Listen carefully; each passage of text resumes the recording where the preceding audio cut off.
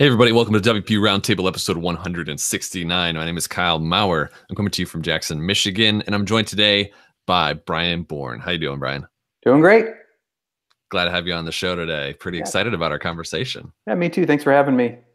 It's a real pleasure. I've been looking forward to learning a little bit more about you and about the things you do.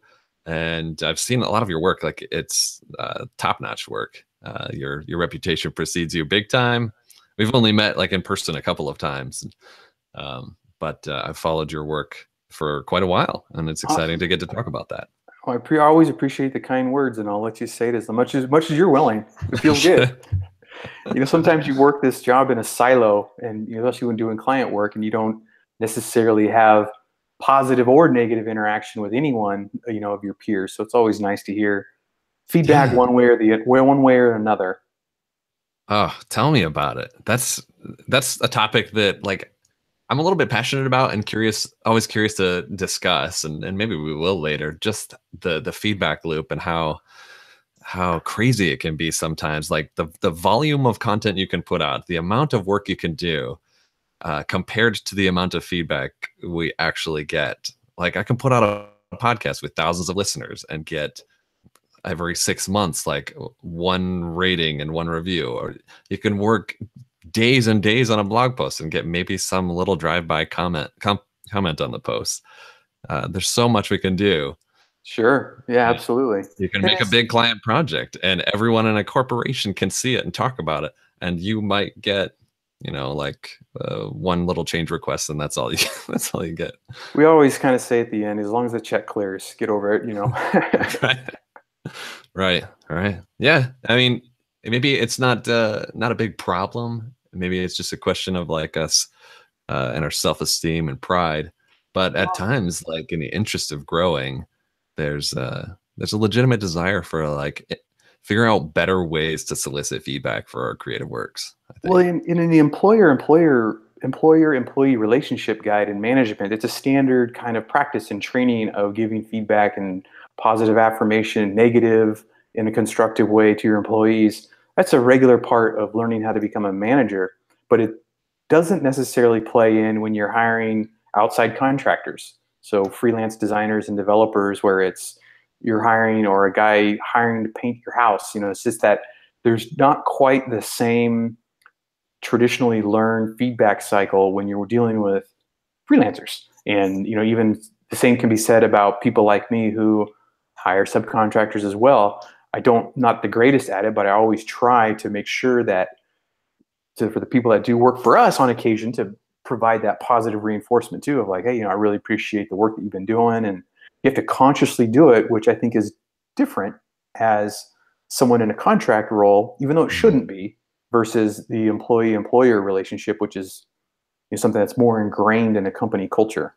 Yeah, I think you're right. Somehow as employers, we naturally have this sense of responsibility for providing that kind of constructive criticism and continuous feedback. But when we are in that kind of like contracted relationship, we just don't feel that way. I guess don't feel the burden on us. That more transactional process more than the long term, which is, it shouldn't be. I mean, obviously, if you have like one of my most important key partner, he's been working with us for years on a contract basis, and I couldn't do what we do without him. And it's one of those. It's I need that person, so it's one of those. I'm very appreciative of the work that they do for us.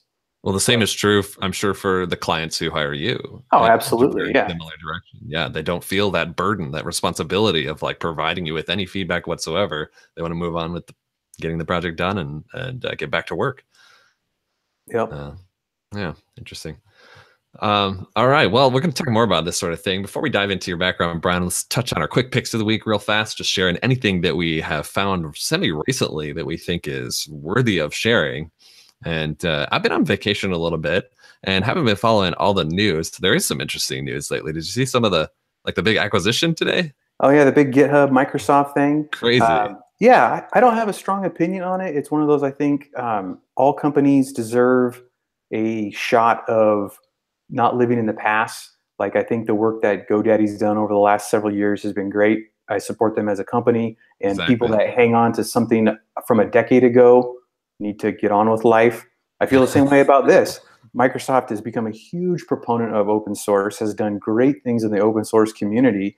And let's face it, without strong corporate backing, open source fails. You look at, well, who's the biggest supporter of WordPress? It's a corporation, it's automatic. Mm-hmm. And then you get into who's the next biggest? It's the large agencies that have anywhere from 20 to 100 plus employees. That's corporate backed contribution. Without corporation financing to help contribute to open source, it cannot live on in the way that it is intended to. So I think it's great. I think it just means that GitHub is the most prolific tool in open source. We'll just continue to get better. So I'm all for it. I couldn't have said it better myself. It's like you took the words right out of my head. I would have even used the same example you gave. GoDaddy would have been like what I would have pulled out if I were pontificating on this topic. Like, well, if you ever go on vacation, I can fill in as a host for you. Then just make sure we're thinking the same way. Yeah, thanks, Brian. That's perfect. But other than that, I haven't been real on top of the news for the past like week and a half. But I did. My other partner in crime on our other show, we launched something the other day on SoundCloud. Like we have this other podcast. It's called Get Options, where we just give advice on stuff and joke around. Awesome. Now and then we do like songs and stuff about WordPress, just comedy stuff, just totally making fools of ourselves. So we launched a SoundCloud page that has like all of our greatest hits, if you will, of like these embarrassing, humorous ditties about WordPress topics and plugins and trends that we hate and so forth. So that's up on SoundCloud at get_options. And yeah, don't go there and don't listen to any of it because it's terrible. So that's my pick of the week. Yeah, it's a heck of a plug. Yeah. You got anything, Brian? Me personally, nothing particular. One thing I am happy that we've been doing, Jennifer, my wife and business partner, which I'm sure we'll talk into when we get into background, she just launched a course on Saturday about properly estimating e-commerce projects. So as a service provider, and this is on the heels of her project management course, this latest course is properly estimating e-commerce projects for service providers like myself that are looking to expand their skill set and move into the e-commerce world, and how pricing and estimating those projects is so much different than a cut and dry typical website project. So that was kind of fun, and it was one of those things. It was a neat moment to see her. She sent out the email, and then all day long, Saturday, Sunday, this morning, and then even a little bit today, it's the launch of just so-and-so signed up. And, you know, it's great seeing those course signups come in with the receipts coming in your inbox. Like, that feels pretty good. So that's super cool. That's kind of highlight on our end for this most recent last few days. Yeah. Wow. What's the address where somebody can check that out again? If you just go to jenniferbourn.com, mm-hmm. and it's the second link right in the main navigation, third link right in the main navigation where it says e-commerce sales. Mm-hmm.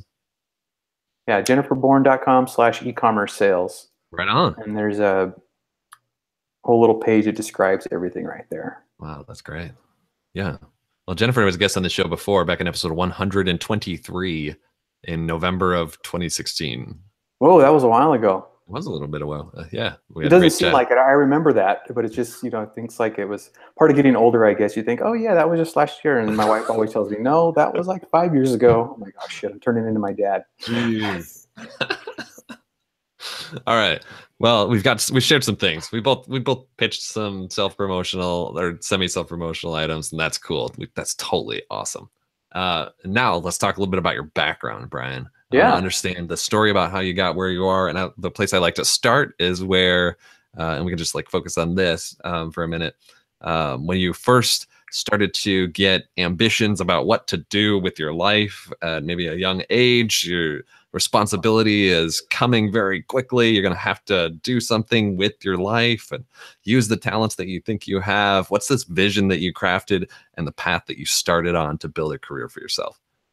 Yeah, so that's it'll go a little sideways, but I guarantee it'll all come together. So I started working at a very young age, was very self-reliant in my mid-teens. Basically, you know, still worked out, you know, lived with my parents, all that sort of stuff, but basically took care of myself very early on from about 16, 17 on.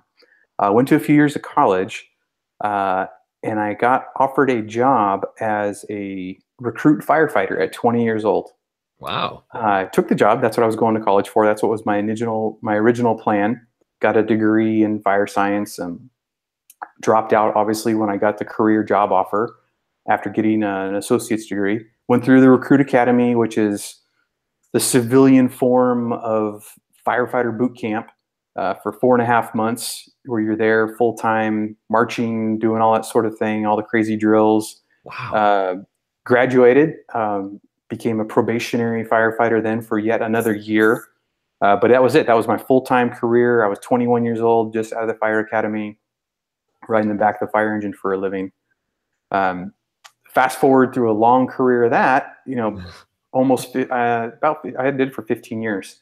Um, I was a captain in the fire department, pretty young. I think I was maybe in my 30s. How old's my son? No, late 20s. Made fire captain. I can get 28 or 29 years old, which is pretty crazy to think. Most people don't even get hired till that point. But I'd already had over a decade on the job by then. Made fire captain, things were great, but then it was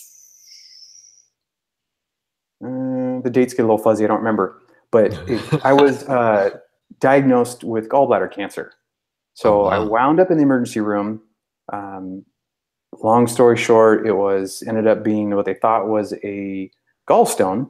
It wound up, had surgery, had it removed, and during biopsy afterwards, it was determined it was a massive tumor, cancer tumor. Wow.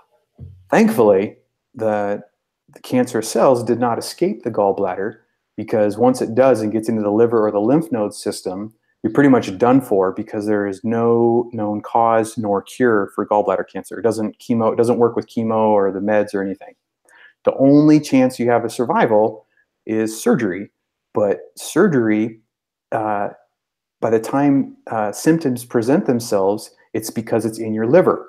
But for whatever reason, I was presenting with symptoms beforehand, and by sheer accident was removed, and that was 6 years ago. Wow. So 6 or 7 years ago. About the same time, about 2 years before that, I had started working with, because of the firefighter schedule, I had started working with Jennifer in Bourn Creative, because originally it was her company. Mm-hmm. And I was doing a firefighter schedule. You worked 48 hours on, and then you had 4 days off. So there was tons of time during the week, tons of other time looking for a new challenge, a new career path. After 10 or 15 years in the fire service, it was one of those, I'm like, okay, is this what I'm going to do forever? And I decided no. So for many years, I was doing both jobs in parallel, which then turned into like 100-hour weeks of doing development on those 4 days off, learning how to become a developer. But that's how I was able to basically finance my learning curve. Going to conferences, going to WordCamps, building as many projects as I can, learning from the subcontractors that worked for us at the time. Find out I had to deal with cancer issues. Fast forward, some time after that, then I decided, it wound up being job related, and I ended up leaving, basically retiring out of that job, and then joined Jennifer full time, and here I am today.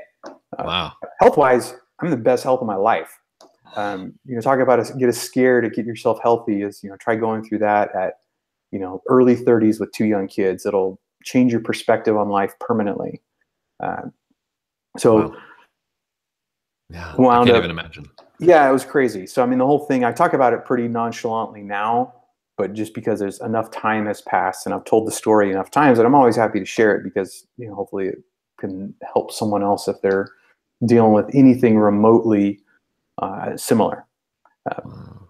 So thankfully I had that several years of overlap, and then by that time took that plunge and like, all right, web development's great.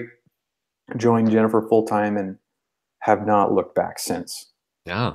Yeah. That sounds like a cool uh change to like transition into, um and not having to kind of like start from scratch or build like your own portfolio of clients or go out and Oh just yeah, I look at the people that do that. I saw Jennifer do it when she left her corporate agency jobs.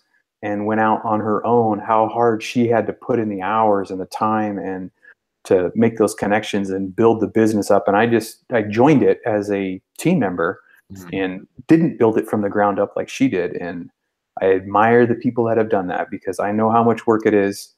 And just running the freelance business or small agency on a day-to-day basis is hard enough, let alone building up a client base from nothing. Yeah, awesome. So development, that's your thing. That's what you learned when you first got started. Maybe I want to know a little bit about like that learning process. Yeah, so where I focus then and do now, but on a much more skill of like everyone writes code, your skills get better every single day. I focus more on the front end, and I call it like then the mid level, not quite the full on back end stuff. Some of those concepts just escape me, and I just can't. I just don't do it. And I have a better Yeah. eye for design, which has also benefited me pretty well. So anything on the front end, designing, building themes, small plugin functionality, building those out, and then doing some back end development. But I focus mostly on front end, which nowadays there's not really a clear cut line anymore. It's one of So those. true.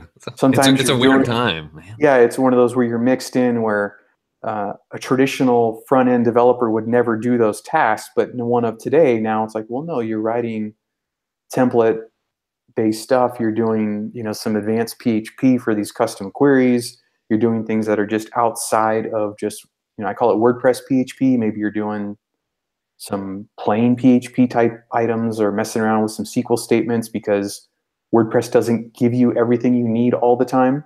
Mhm. It does most of the time, but every once in a while you need to do some just good old SQL stuff. Uh, Yeah.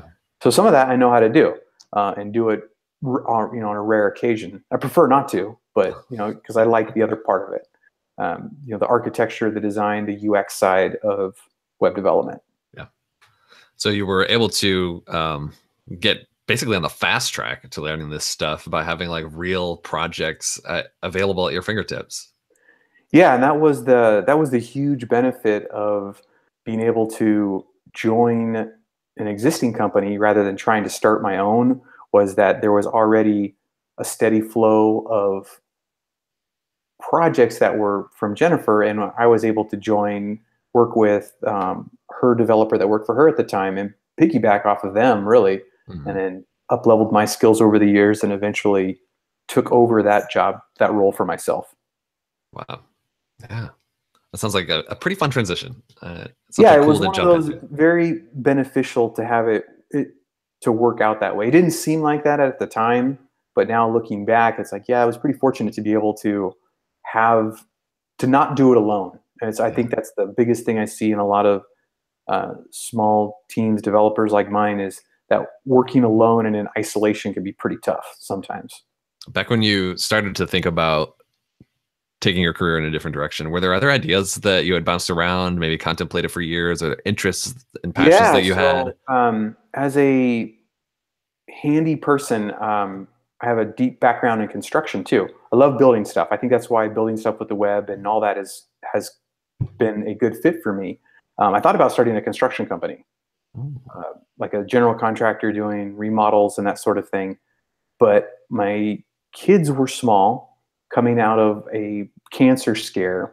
I wanted to make the most of the time that I didn't know what I was going to have, and working out of the house, um, like at my old job or doing a construction company at the time, the economy wasn't as good as it has been the last few years.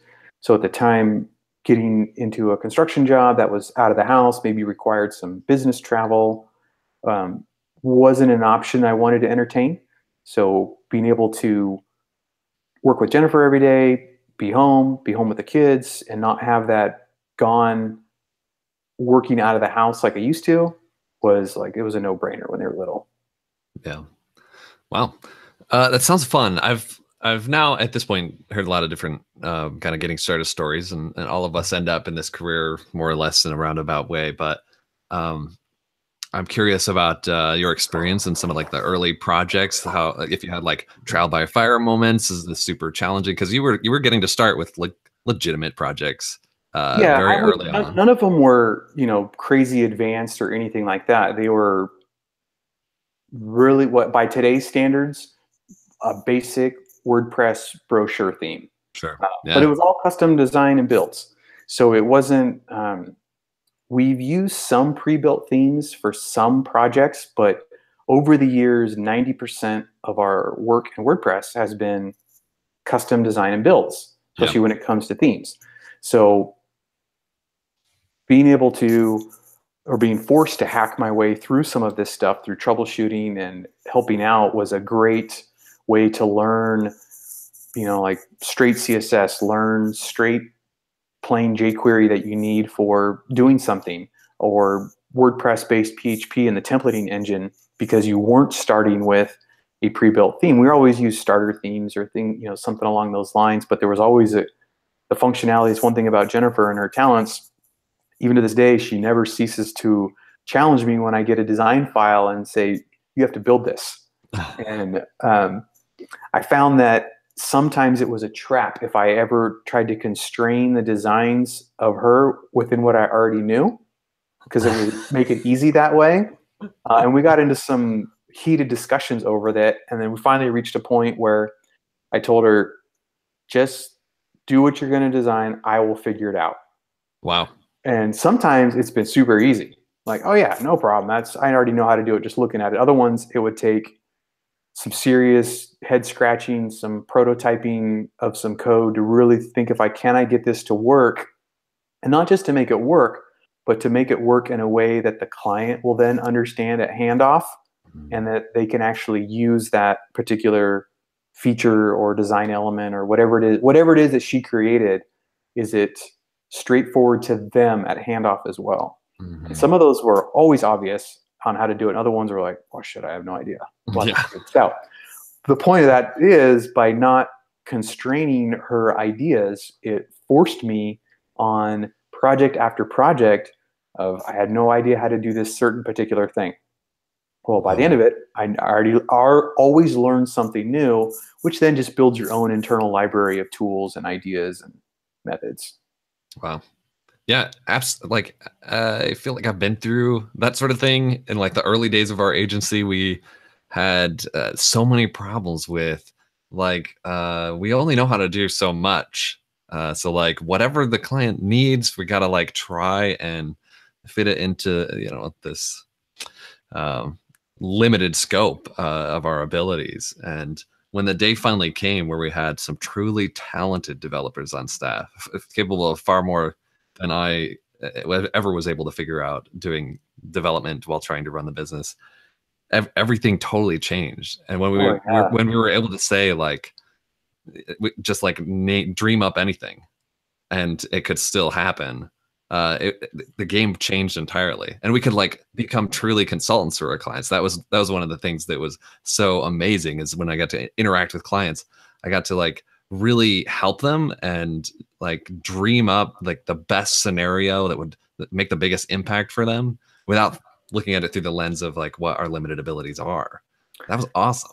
Yeah, I find that, and it does, after a while, you'll get that level of confidence where you'll put some faith in yourself, either if it's only if you work on your own, or if you have a team. Eventually you'll create that point where the faith, you go, you know what, I'll stick myself out there and say we can do it. And if we can't, we'll figure out a way. We will figure out a way. Oh, that's like the best way to learn. Just say yes to stuff. Yeah, and I always had this, I still do it today when estimating a new project or working on something. I always kind of have like this 3-tier. If it's one new thing, I say yes without batting an eye. No problem, we got it, we can make it happen. And I'll learn on my dime. If there's 2 things or 2 components that I don't know, I have to really think hard and think of, okay, maybe I do a time and materials on the part I don't know, see if they'll buy off on that. And if there's 3 things, if I don't have an expert that I know through a friend, contract resource, or whatever, I'll say no. But so I always kind of limit it to 2 unknowns. If there's 2 unknowns, evaluate carefully and move forward. But then the same thing happens. You do it, and you're like, okay, that wasn't so bad. We can figure it out something else. And just your level of skills and complexity and what you're willing to challenge yourself on just keeps growing. All right, so Born Creative today. Jennifer's bringing in awesome clients and doing awesome design work. You're doing development. I mean, what else? You helping run the business, manage other developers?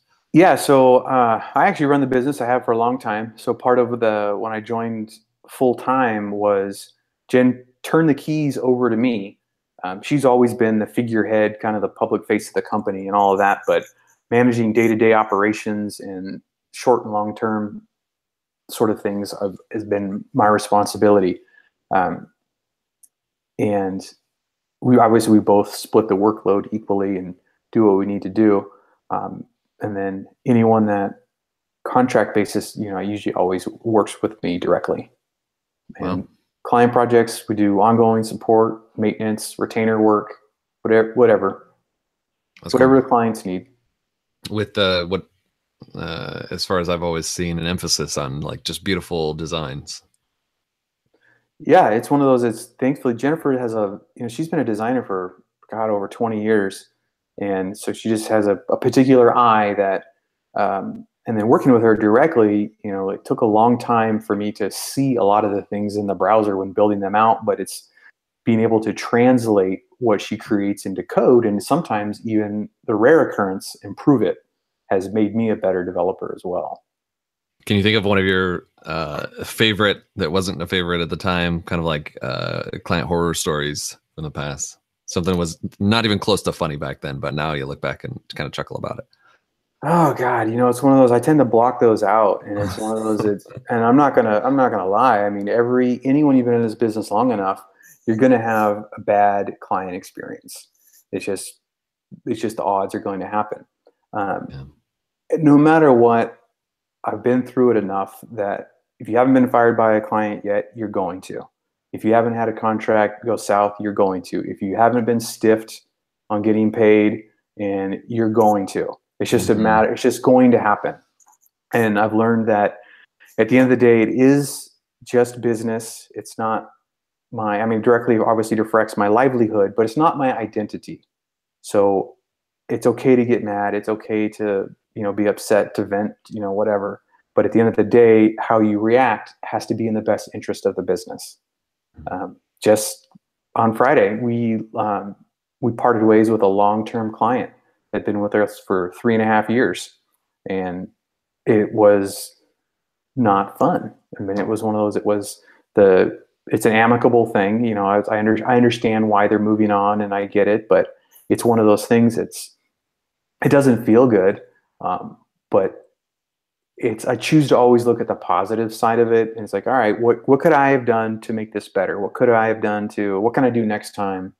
I find that if you focus on the other part, it just creates those bad memories of, that you don't want to live on, and it's not good for the company. So I always try to put it above myself and move on with business and move on with life.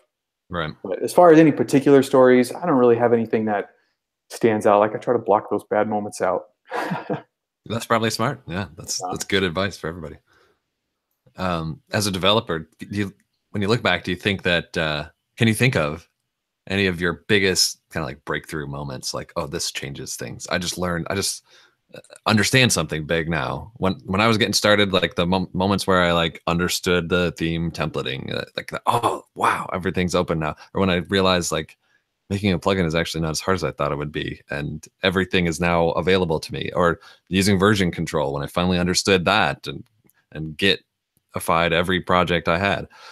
These game changer. What are some of those like big breakthrough moments for you? Yeah, I think early on, obviously there's I agree, the same almost echo everything you said. You add in there, when you start working local, you realize how great it is. All these things exactly. You just consider standard operating procedure now. I think as far as I look at those as more as like tactical skill development, though. You just evolve and become better. I think the biggest thing as a non-traditional background who entered this job was really understanding how WordPress worked at its core.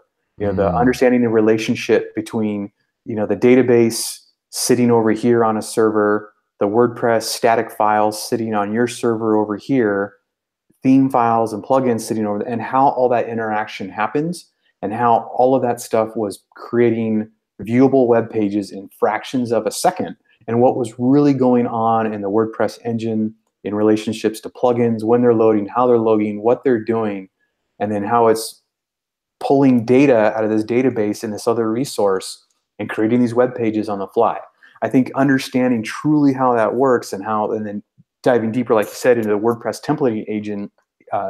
templating engine really helps understand when you're building as a developer of at its core, it's data in, data out, right? Mhm. But it's a Yeah. matter of once you understand it, of thinking through, okay, what's the best way to get the data in and what's the best way to get it out? And not just programmatically, but for the client who's going to be managing the content or the customer on the front end who's going to be purchasing something or the site visitor on the front end who's going to be reading something and then navigating through the site and then drilling down even further.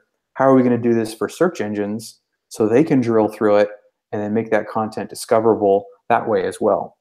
And then Mhm. once I fully grasp those concepts of the data itself and then the software and how they interacted, it enlightened everything a little bit and then guided. Then obviously, like, learning tactical skill development's been hugely beneficial. I attribute most of that to going to lots of WordCamps and helping manage the meetup group. Sure. Yeah. You're based in Sacramento, right? Yeah, we're out in the suburbs. I just say Sacramento because the little town we live in is only 40,000 people, and most people have never heard of it. But we're on the highway up to Lake Tahoe, just outside Sacramento, Right. about Right. 2 hours out of San Francisco. Yeah, we visited a couple of years ago, and it's just like one of the most beautiful parts of the country, Northern California. It's just Yeah, I've amazing. been all over the U.S., and I can honestly say there's probably nowhere else in the country that I would want to live if I had to. And given the choice to live anywhere in the country, I probably wouldn't move. It's a great place to be. Is that where you're from? Was that where you were a firefighter? Yeah, I've lived here my whole life. When I was younger, I think, I want to get out of here. But now that I've been everywhere, it's like, no, this is actually a pretty nice place to be. So I'm pretty happy here. Yeah, yeah, it's pretty cool. Going back, tell us a little bit about your dev workflow right now. You've really optimized it and learned all those cool tactics. Yeah, so I start with I use Desktop Server. I like those guys. They're personal friends of mine, and their latest release just added support for PHP 7 point Right on. whatever Yeah. SSL. So it's on par with every other tool out there. Um, I know a lot of people like Vagrant or some of the other various tools that are out there, but at the end of the day, I am still just a front end developer, and I'm not that great with the command line just yet. So I'm more than happy to use a GUI product and support my friends over there. But Desktop Server, the Pro version, and then WP DB Migrate Pro are my two absolute. If I had to pick two things to never part with for WordPress development, that's it. I use a WP DB Migrate Pro every single day, Wow. pulling down from staging sites, syncing back up with staging, and they're building in an option to migrate not only just your database and media files, but actual plugins and themes. It's like in a beta, early beta with their product. I cannot recommend that tool enough for doing local development. I think they're Yeah. fantastic. Wow. Wow. Good stuff. Good stuff. Do you use an IDE?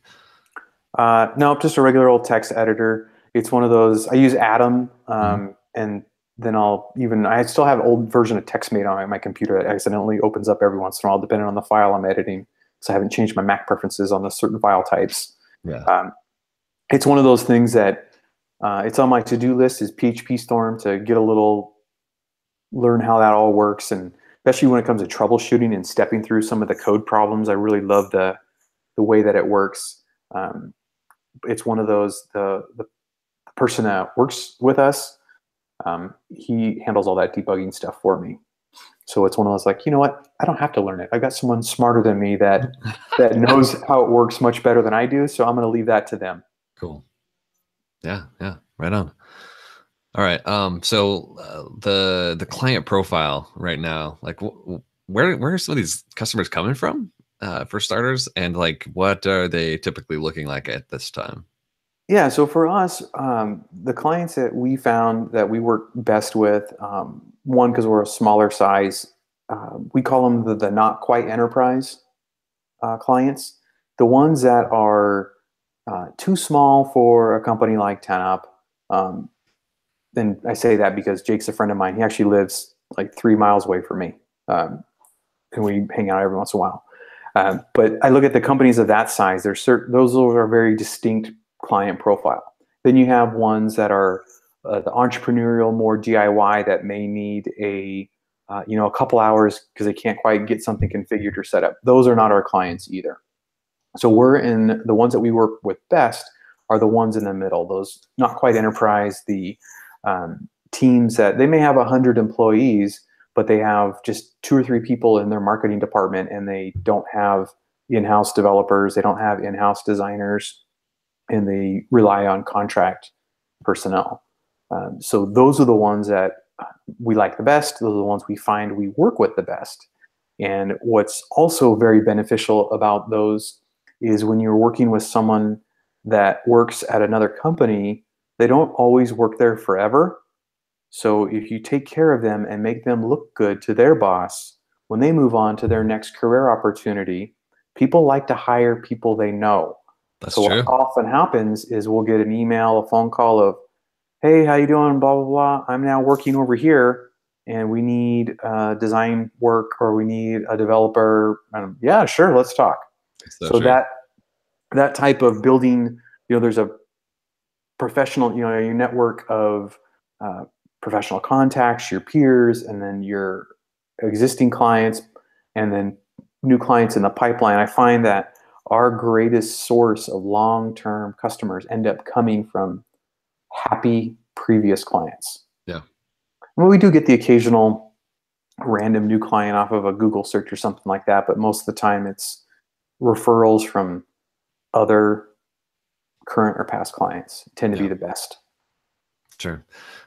When you think about the future, is there anything that you really hope you were able to accomplish with Born Creative, or like transition towards, or expand to, or reduce to, or Yes, eliminate? Just scalability. I mean, that's the biggest. Uh, Trying to find a way to scale what Jennifer and I do to. I'm not looking to grow a team of 100 or something like that, but I definitely am interested in getting it beyond what we have now, mm, and what that means and what that looks like. We have some plans that we're talking about internally on where that goes. And we do this about every time about this year of what's next. We've been next month, yeah, a month from today will be 13 years that this company has existed. wow. And so various forms and iterations, and it's always evolving. And we're in one of those phases now where it's like, okay, we've been doing this certain way for the last couple of years. It's been great, but ultimately, what's next? What do we need to evolve to stay at the top of our game, to continue to serve clients in the way that they need, with the way that not just WordPress, but just general technology in general is heading. What web users' behavior is changing to make sure that we are keeping up with the times and not falling behind. Right. Right. Yeah. Those sound like very, I mean, common problems for a business of your size. Definitely I think it's when you're for anybody, small. For business of sure. any size. For But sure. we're also at that, I think getting beyond just a handful of people is a very difficult step. I think, Mm, talking to a lot of other people, that once they've already made it that far, it tends to snowball and things, they tend to accelerate and all that. But getting past that initial hump is always the difficult part of it, good stuff. Good at stuff. least from my experience. You're working with a high bus factor too, that you probably want to reduce at some point. Yeah, exactly. I look at that now. It's like, yeah, what happens if, yeah, exactly. Because that's the thing that I don't worry about it or anything like that, but it's definitely something that I think about. It's like, oh, what if something were to happen to one of us, and the other person had to take 3 months off or some issue, and I look at we've never found a good way to scale ourselves, Mm. and as part of that, well, how can we do that effectively and still um, lead to? And I'm not just interested in growth for growth's sake. For me, um, it has to have a certain level of business profitability built in, Mm. that I don't want to have 10 people working for me if I'm going to make the same salary. So it's one of those, it's I don't see a point in that. So That's it's one of true. those, as a business owner, it has to also be done in a way of scaling time and resources, but also creating a net gain and overall profitability. I like it. Yeah. Yeah. That sounds smart. That sounds like fun problems to solve. And I think if you solve them, you're going to have to write a book or start a course or something like that because other people want to know. Sure, it's the magic bullet. We're all looking for it. Yeah, we are. Brian, this seems like it's a weird time to be working in WordPress, or is it? How do you feel about that? I think WordPress, it's funny. It's a mature software product. It's a mature community. It's definitely seen some of the, I wouldn't say problems, but um, issues of things when you have a group of any type of people this large that has been around a very, very long time. At 15 years old now, WordPress, in my mind, in technology, that's ancient in number of years. True. So you have generations upon generations of not just WordPress users, but you know, companies that sell WordPress products or that sell hosting to WordPress companies, and then you have people that are been in client services for 15 years and have been using WordPress for that long, and you have people starting freelance companies today. So you have all this history, and so the state of WordPress as being mature, it comes with its own challenges, and it comes down to obviously people, which is the root of everything typically, but finding a way to navigate that as positively as it's done in the last 15 years. I really think that WordPress is kind of at a fork in the road, that it's still leaning towards keeping everything going the same positive way that's led to the growth and the adoption and the super strong community that we have today. But it seems more than ever that there's more detractors and possible scenarios that could pull it the other way into something negative and possibly hurt itself. Yeah. Well, I think you're right. We're at like this, what feels like almost this critical mass where you start to ask the question, like this community, which is so awesome, can that scale? I think it Like, can. I mean, I look at, we're in Sacramento. We run the meetup group with a couple other volunteers and have helped out in WordCamp Sacramento. This is now its fourth year, which never had a WordCamp. But I also look at just, in that little microcosm, it's the only WordCamp within 500 miles in any direction. There are it's literally, surprising. Very yeah, it surprising. is. This is the only one north of Orange County, north of Los Angeles in California. There's there's one in Las Vegas in Nevada. Portland happens sporadically. Salt Lake City happens, but that's 2 states away. There's Yeah. none in Wyoming. There's none in Idaho. Washington, there's only one in Seattle. I think they did with 2 one year. So I look at, as far as the West Coast goes, when there's, well, like 30 million people just alone in LA, but 50, 80, 90, 100 million people, there's still a lot more people that are using WordPress than ever show up to a meetup group, than ever come to a WordCamp. So Absolutely. as far as user base, developer base, the people are there. It's a matter of bringing new people in and retaining the same community veterans to make sure, and keeping that going in the same kind of feeling that has been on, to keep the project successful. Yeah.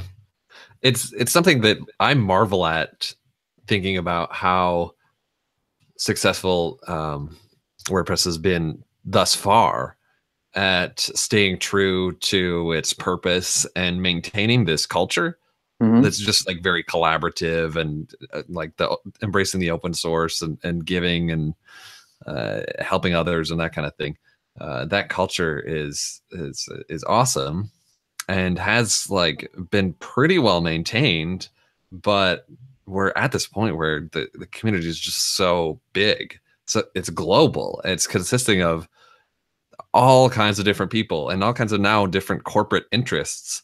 And contributors are in the thousands to the project with their own agendas and ideas and hopes. And opinions, and we're seeing all these people issues in the discussions about what direction to go and not go.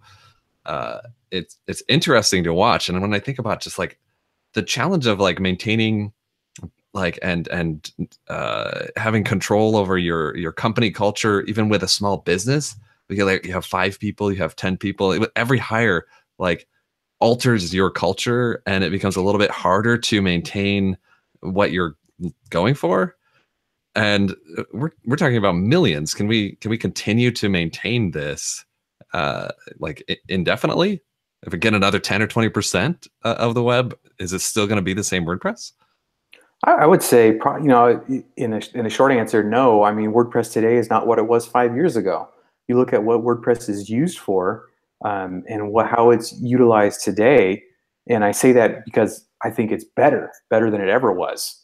And I think, I look at like the adoption that's being, the acceptance level at all different levels, and what it's being used for, what people are building with it, is mind-boggling. People wouldn't even thought about it 5 years ago, that WordPress can do what's being done with it today by the brilliant minds that are not only building WordPress, but building on top of WordPress. So the continued optimist in me always thinks that in another 5 years, when it hits 20 years, we'll be looking back going, holy crap, never would have thought I would have seen WordPress doing this. And that means it's not the same WordPress of today. And I think, like human nature, most people don't embrace change very well, especially when it's something that they're very shaped to their core. And as we all know, that WordPress is more than just software, that the community, the people behind it, the friends that you make from WordCamps. Some of my best friends are people I've met through WordCamp, and you get the chance to only see them because of WordPress. And if WordPress didn't have all these certain things, I wouldn't talk to them. It's just, life happens. Life happens, and you just don't. But it's like WordCamp Orange County is coming this weekend, and we're going. And I'm like, I can't be more excited. Absolutely. I'm excited to learn. Yeah. Don't get me wrong. I always pick up something new from every WordCamp I go to, but I'm more excited about seeing the Southern California WordPress friends that I only get to see when I go down there. That's right. Yeah, they have this family reunion vibe every time now. Right, and I see that play out everywhere I go. And I think because of those semi-familial ties that get created within WordPress, and I see it in other communities too that have nothing to do with software, and that's the staying power of all of this. And I think that is what will keep it going. And sure, there'll be some drama along the way, like in every family. Yeah. You always have the uncle that nobody talks to anymore and is not invited to Thanksgiving. Everyone has one of those, maybe 2 or 3. Yeah. And that'll happen. I mean, that'll happen. I bet if you went and looked at the core contributor list of the last release cycle to 5 years ago, I'd be surprised how many names overlap and how many don't overlap. Mm-hmm. I mean, I think that'd be neat. I don't know how to do that, but I think that would be a cool thing for someone to do, is do like some sort of compare of not the point releases, but like the major releases of the names, or not names, because that would be that's not necessarily good, but anonymize that information to, and kind of like a GitHub chart of people, their contribution of, when they stop, or the free, I don't know. The turnover rate. Yeah, turnover rate. I would venture to bet that a good number of those people have changed, and all for the better, because you can't rely on the same 5 people to build WordPress forever. I know the numbers are in the thousands, but just to oversimplify it. But you need the constant influx of ideas and people that are willing to help drive the ship. When you look around, I wonder about this. We see a lot of maybe things that are cause for concern now. Sometimes we'll look and you might see a proposal for core that you're like, I don't know about that. You might see a conversation between people contributing that gets heated and people become insensitive or something. And you say, I'm concerned about these types of conversations. You might see mergers and acquisitions happening in the industry that make you raise an eyebrow and say, "What's this going to mean?"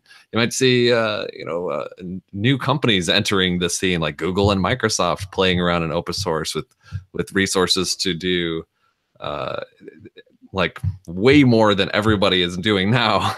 Like they dwarf all the big players that we're playing alongside right now. All those kinds of things that you look around and you might see. Is there anything that actually does concern you about the future? Yeah, and I have those same internal conversations that that you read some of those. I sit back quietly and watch, and always keep my pulse on it because I make my livelihood on WordPress, so I need to know what's going on.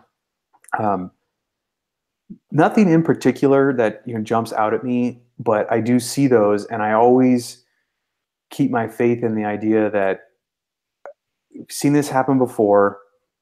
People get bent out of shape. Thankfully, somebody on the other end tends to listen. It gets hashed out, and nothing tends to get forced.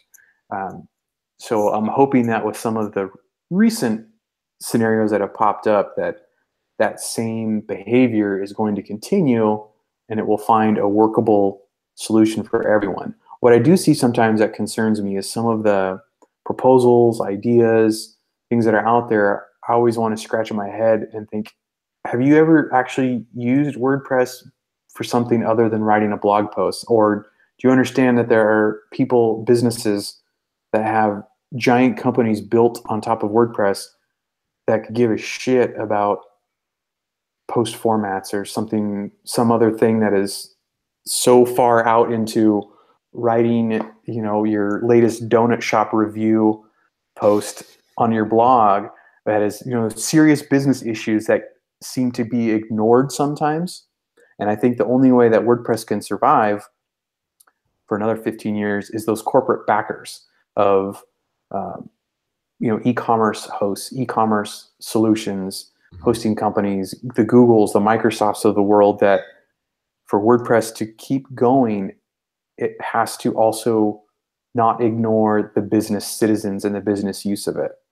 Because that's when you'll start getting developers that will potentially change their tool of choice.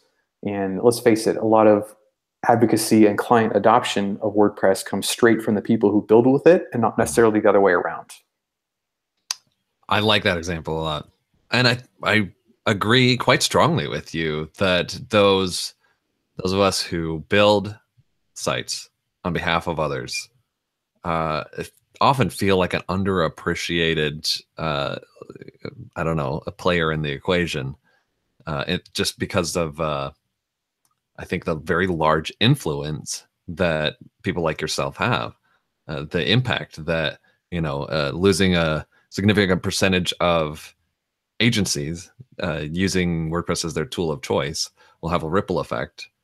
And next thing you know, we're on a downward trajectory in market share. I don't know, but I think you're totally spot on. That's a good example. Oh, great. Yeah. Just Right.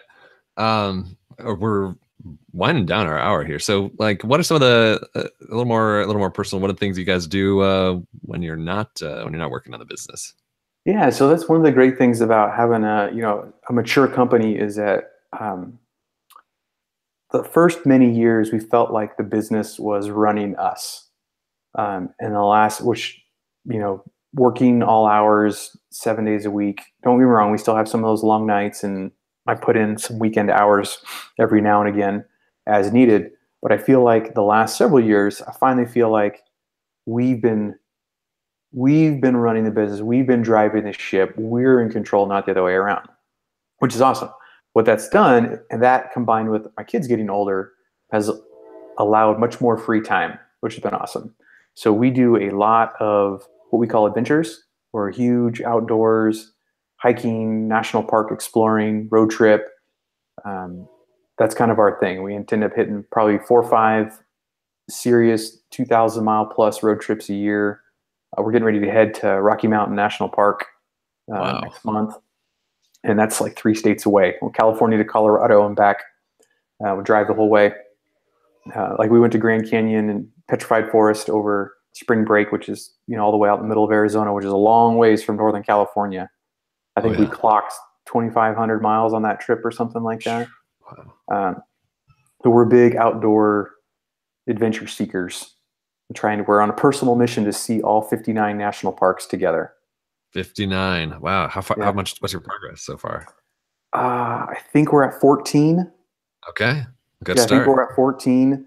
And we've done some of the obscure hard ones, like the 2 in Hawaii, 1 out in the Caribbean. The U.S. Virgin Islands has a national park. Okay. Um, most of the ones in the West Coast.